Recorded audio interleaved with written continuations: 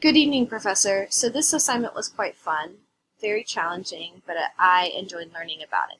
So I am the product manager of Schaefer Dairy Farm in this case.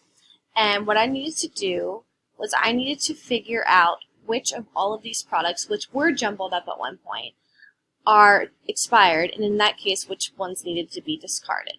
So initially, like I said, everything was jumbled up.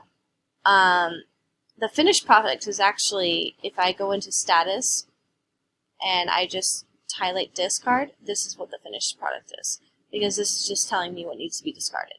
But before that, it was not filtered, so I will show you how I unfilter it as well. You can just click that here, and it goes back to, select all, it goes back to normal.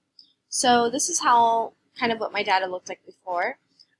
What I needed to do first was I needed to figure out, first I needed to freeze the top part of rows 1 through 5, just because I don't want it really getting involved with all of our numerical ones. So I went into View, and I went into Freeze Panes, and that kind of takes care of that.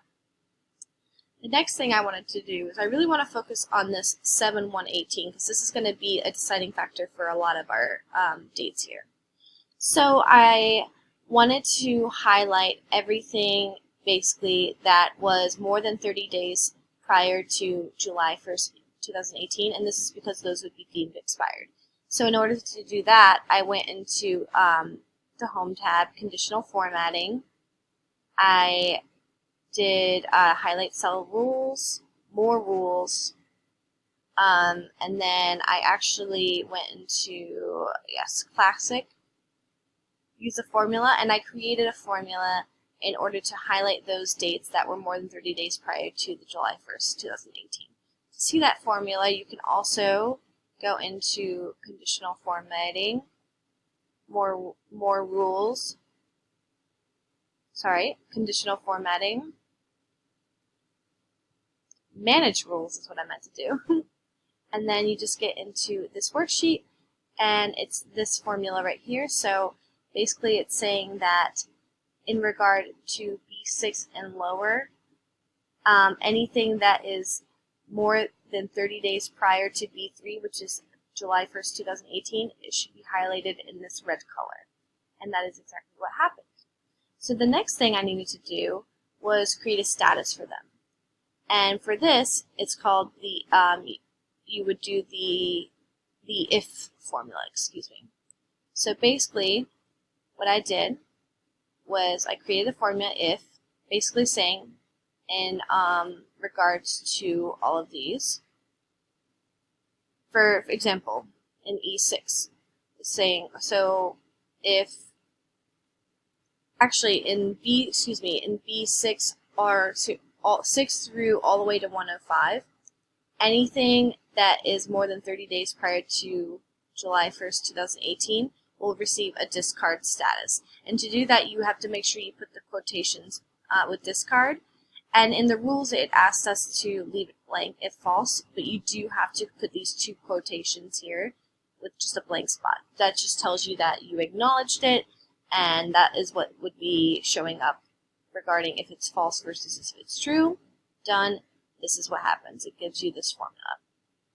Finally, at the very bottom, we do the count formula, and that is right here. So this is, I'm putting the entire range of E, so E6 to E105, and I'm basically saying to count those that have discard, that have the label discard. And it gives us the number 8, and if you check, it is indeed 8. So, and then finally in the directions, like I said before, it wants you to only display the discarded ones. So I guess if I was a manager, this would be very helpful, because then I know right away which ones need to be discarded. Finally, I created a footer. So you can go down here, and I created a footer with my name. You can see the header and the footer down this way. So this is very helpful. I learned this part. I didn't know this before. Before, I'd always been going to View. I didn't know you could just click on here. This is so much more helpful. But yeah, and other than that, I also learned all of these formulas are very new to me. All this collapsing deal is really nice, because you can kind of see everything up close rather than having to scroll back and forth.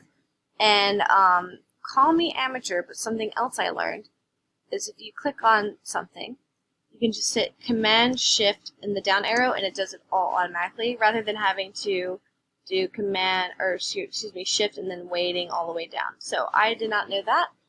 Figured that out the hard way, and I'm very grateful for it. So yes, this is what I learned in this assignment.